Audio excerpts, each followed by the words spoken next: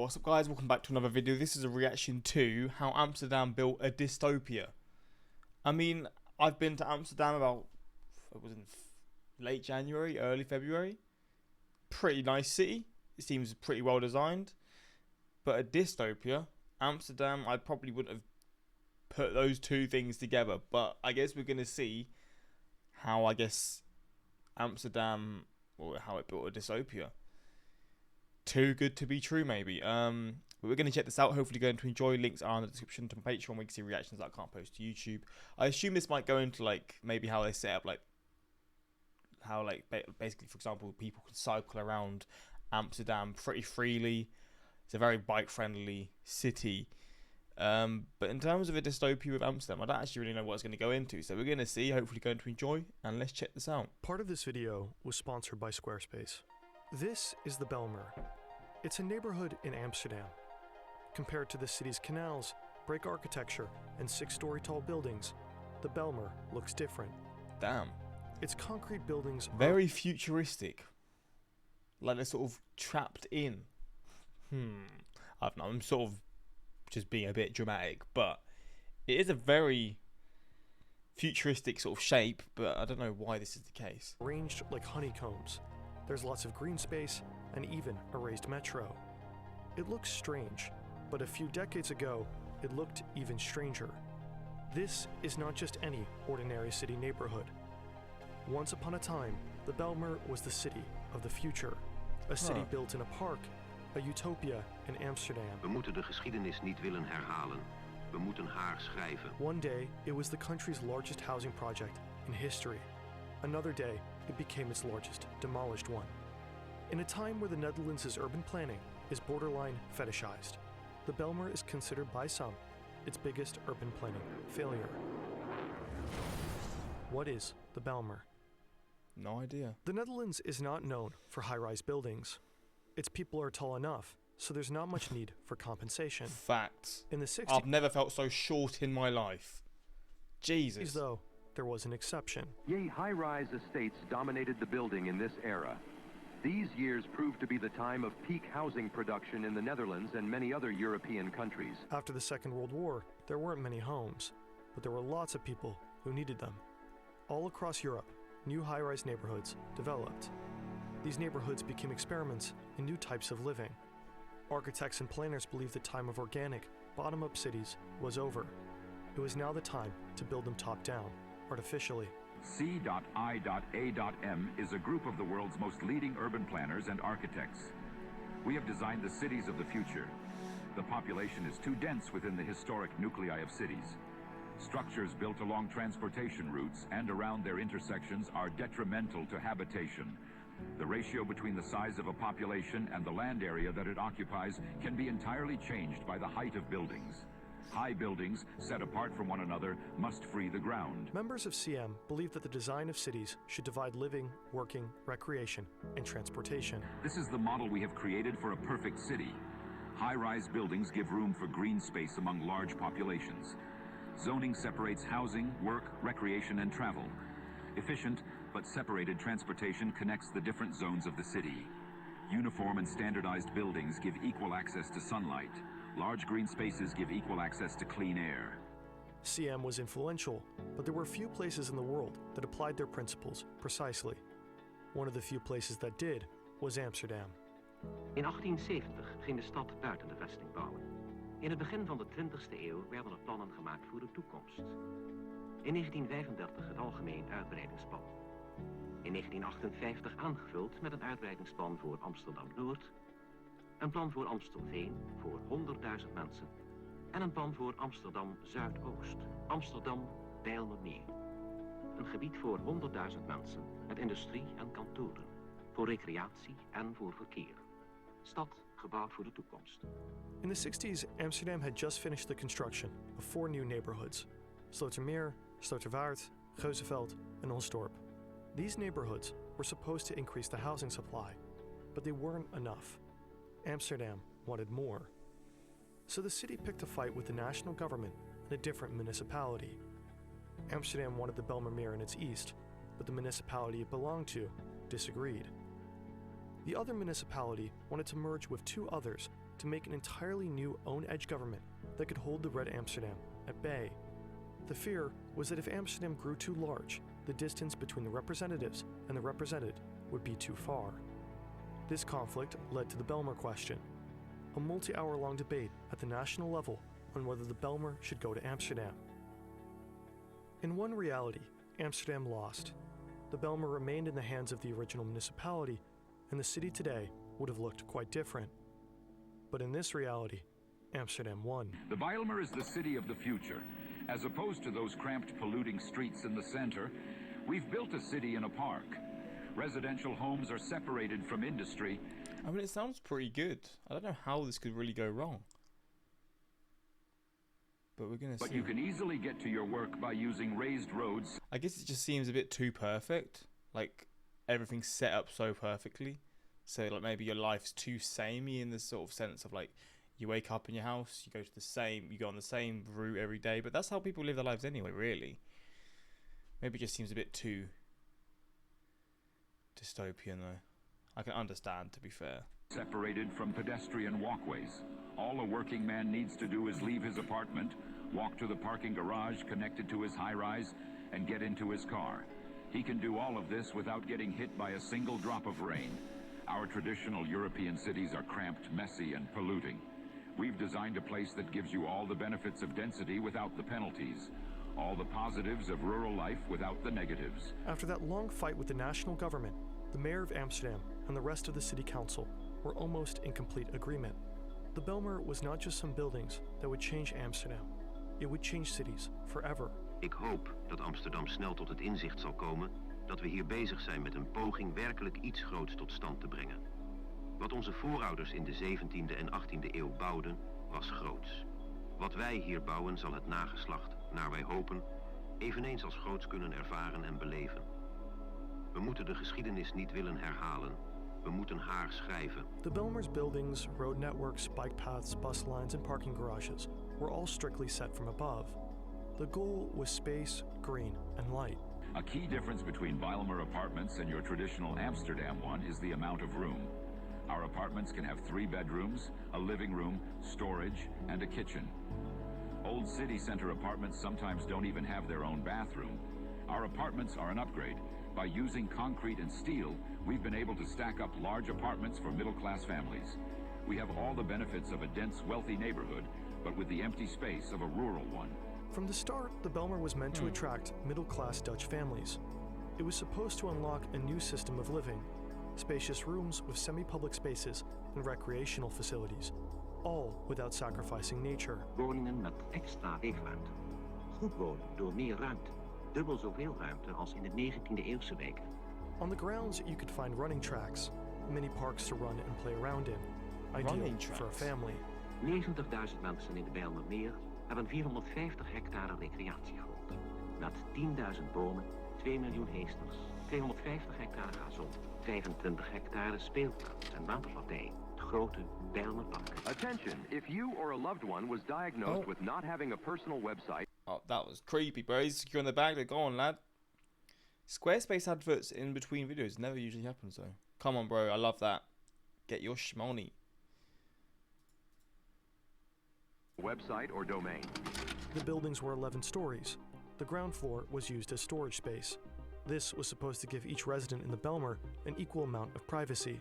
Different housing corporations were responsible for different groups of buildings, leading to slight variations in the monotonous, uniform design. The hexagonal arrangement of the buildings was meant to give each building an equal amount of sunlight. Inside were communal areas and interior streets that could be used by the building's residents. Discover our innovative 3-tiered transportation system. Dedicated roads for cyclists and pedestrians. Separate roads for personal cars, buses, and trucks. An elevated metro line between the apartments connects you to the heart of the city. To further streamline movement in the neighborhood, we've constructed alleys under the buildings so that you can bike and walk beneath them. There you can find a stray junkie who is illegally occupying one of the apartments. A lot of middle-class people do not want to live in the Bijlmer.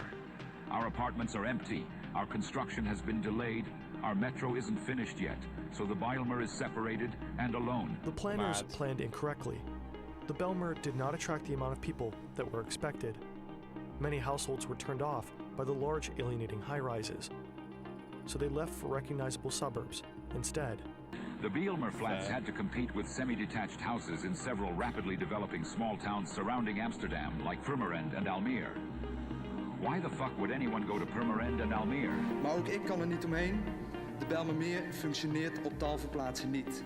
De wijk kan niet meer concurreren op de Amsterdamse woningmarkt. Ze functioneert niet door haar hoge woonlasten en door het ontbreken van tal van voorzieningen die het wonen in de hoogbouw mogelijk moeten maken. If you get an apartment now that the housing corporations are desperate to rent, it will definitely be worth it in the future.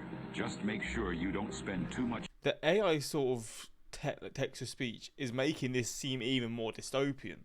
It kind of matches the actual theme. Usually you hate it, but with this sort of the theme of the video, it's just making it feel more dystopian more than anything. Time in the parking garages, under the trees and in the alleyways beneath the buildings. The prices in the Belmer were too high to justify moving to such a radically new place. People were less enthusiastic than the planners had thought. In het geval van de Belmermeer is dat het moment waarop de leegstand onrustbarend groeit. Ik wil graag erkennen dat er iets moet gebeuren aan de groei van de leegstand. Vacancies led to delayed rents and high turnover rates. The neighborhood spiraled. En door de groeiende huurachterstanden financiële problemen ontstaan voor corporaties en overheid. De servicekosten maken een te groot deel uit van de totale woonlasten. The public amenities that were promised became too expensive without money flowing in from paying residents. Nou, ik betaal geen parkeergeld omdat de voorzieningen die zijn niet zoals beloofd is voordat wij in de Belmermeer gingen wonen. The parking garages, which were supposed to be such an innovative addition, became instead areas of concern. Ik weet niet hoe hier gaat dat mijn auto dus in de parkeergarage opengebroken is en artikelen uitgestolen zijn. Dus ik weigerde hiervoor te betalen. The alleys beneath the buildings and the interior streets became increasingly difficult to maintain. Een binnenstraat een puinhoop is, omdat ze hun box of een collectieve ruimte niet kunnen gebruiken, waar ze wel voor betalen, omdat de lift het weer niet doet. A place that was intended to attract middle-class families just didn't. It attracted poverty instead. The Belmer's design and negative stigma created a self-fulfilling cycle. The nature, alleys, and parking garages helped criminals get away with crime and made people feel unsafe. Poverty reduced its attractiveness, separating the neighborhood even more. In 1975, Suriname, a former Dutch colony, became independent. People fled to the Netherlands to escape the power vacuum that was developing in their country. But when they came to the Netherlands, they were welcomed with a cold hand. Maar één ding. U kunt niet wonen in Amsterdam. U kunt niet wonen in Den Haag. Niet wonen in Rotterdam. En niet wonen in Utrecht. Die plaatsen zitten mutvol. No better place to put this new group of people than where the existing residents didn't want to go anyway. The Belmer became known for its poor and stigmatized migrant population. Uitzonderlijk hoog scoort de Belmer negatief dan op het punt van onveiligheid. Het gebrek aan winkelvoorzieningen werd genoemd. En er werd ook genoemd, een beetje eufemistisch misschien, er wonen een ander soort mensen dan ik en daarom wil ik er niet wonen. In Gliphoeve, one of the buildings, about 90% of its tenants had a Surinamese background. Migrant families tended to be larger, which led to overcrowding and also increased pressure on the public facilities that were already weakened. The Belmer ghettoized. It turned into an isolated, stigmatized, underprivileged urban area. In the 70s, the city pursued distribution policies, spreading out new incoming Surinamese migrants to other parts of the city. What a pretentious video essay way of saying that entire groups of people were banned. You're not seeing the bigger picture. It's not our fault that other competitive housing developed, or even that multiple housing corporations fragmented and delayed construction. In Amsterdam's center, there's always eyes on the street. In the Belmer, we just didn't have enough eyes. When there's lots of people, there's social control. It becomes harder to litter when you feel like there's other people holding you accountable. However, the Belmer's advertised spaciousness and privacy became its biggest enemy. Ik vind het juist goed als de boel controleerbaar blijft en niet zulke hoogbouw waarvoor ze de Belmer ingeschat hebben. Je ziet dat het helemaal niet te controleren is. Not enough people meant not enough eyes on the street. Not enough eyes on the street meant that the Belmer had more crime. Hyper-focus on the crime, and then people don't want to go outside. Not enough people go outside, and then suddenly you have more crime. Dan moet je dus in het winkelcentrum uitbreiden en een markt in de midden. En dan zijn wij klaar in de Belmer. Dan gaan de mensen naar buiten en dan komen ze. Als je dat gaat bewinkelen, dan is het meer verlicht. En dat geeft gewoon toch meer het idee van veiligheid. Want ik zie meer... High turnover rates showed that the Belmer wasn't working. It was not a place to live in, but a place to work your way out of. It's crazy how the plan was to make this like the ideal place for the middle class, and they ended up just sort of brushing it to the side, and it just ended up falling apart. Because I assume they didn't put any money into it after they saw that it failed, pretty much. De mensen die in de Belmermeer wonen zullen zelf hun stad tot leven moeten brengen. Nu en in de toekomst. The Amsterdam city government had been slow and waffled around ways to tackle the negative stigma for years. In the 90s, they were forced to. In 1992, a 747 El Al cargo plane crashed into the Belmer. What? To this day, it is the largest flight disaster. Wait, what the hell? On Dutch soil. For the residents, the crash left more questions than answers and left them feeling more neglected than accepted.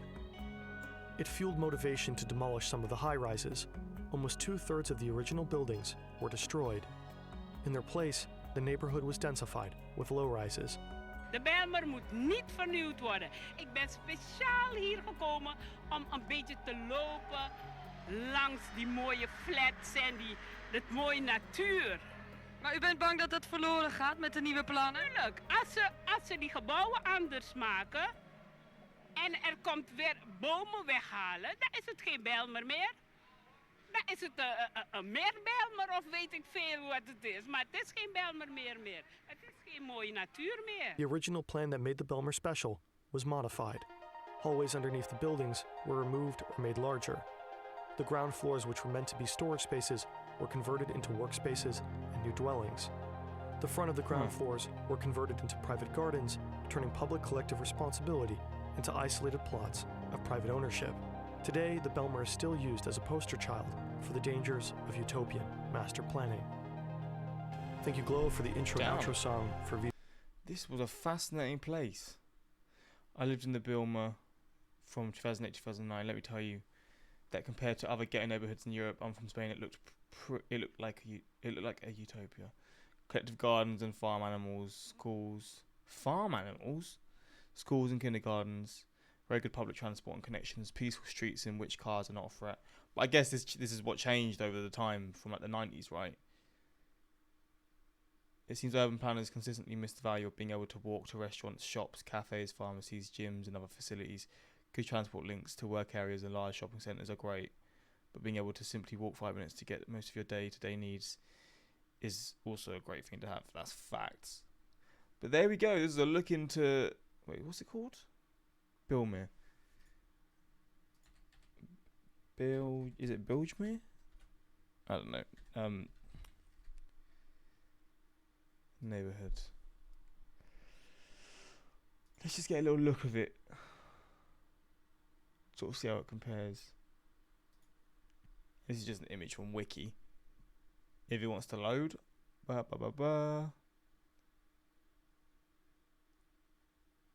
Come on. Come on. It's very blurry. I can't see much. At all. And it's not unblurring. Great. This is a tiny picture. Well, there we go. I can't... Oh, this... I mean, the ground around it looks a bit... Actually, this isn't even the same place. I can't really find images. I mean, it looks alright. I mean, Amsterdam's quite grey, right? But you got like lakes and stuff built around it. I mean, they've obviously done stuff to it where it's made it better. But if this is the worst, I guess, neighbourhood in Amsterdam, I feel like they're doing pretty well. But I mean, it is fascinating to see how they plan for it to be this like incredible thing for, like, again, the middle class, and then it ended up being this failure, and they just sort of put people here who needed anything pretty much, you know. But yeah, let me know your thoughts on this. Have you been here before? I mean, I don't know if you would have or not. I've been to the football stadium in Amsterdam, and it's named, I think it's named as the same, it's in the same area as this, because it's got the same name, the Belmer Arena, I think. But yes, I've probably been through this area, but I just can't really fully remember. I guess maybe I didn't see the neighbourhood around it. But hopefully you enjoyed this reaction, and until next time, like, subscribe. Peace.